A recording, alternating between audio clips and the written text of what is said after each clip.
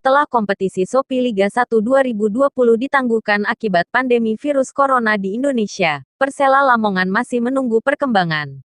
Ini terkait agenda pemotongan gaji para pemainnya. PSSI telah memutuskan kompetisi berstatus force majeure hingga menunggu kebijakan lebih lanjut dari pemerintah.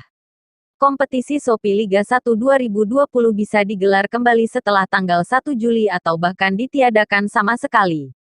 Selain menghentikan aktivitas kompetisi, PSSI juga mempersilakan klub kontestan Liga 1 dan Liga 2 untuk mengubah kontrak kerja yang memengaruhi gaji pemain, staf pelatih dan ofisial tim. Namun, sampai saat ini Persela belum memangkas gaji para pemainnya.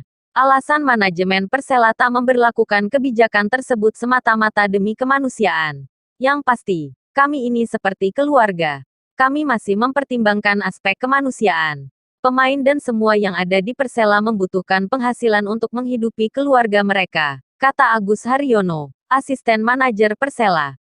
Sembari melihat dan menunggu perkembangan dari PSSI, manajemen Persela berharap wabah corona segera berakhir.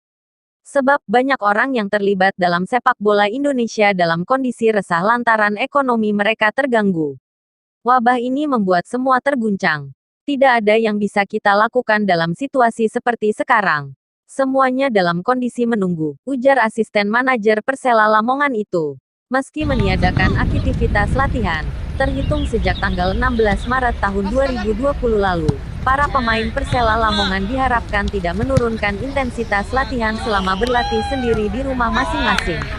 Agus percaya para pemainnya profesional dan menjalankan program latihan yang diberikan oleh pelatih kepala Neil Maizar melalui program yang dibagikan secara online.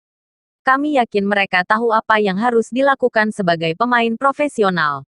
Selain program latihan yang diberikan pelatih, tentunya mereka punya program latihan sendiri yang disesuaikan dengan kondisi masing-masing, pungkasnya.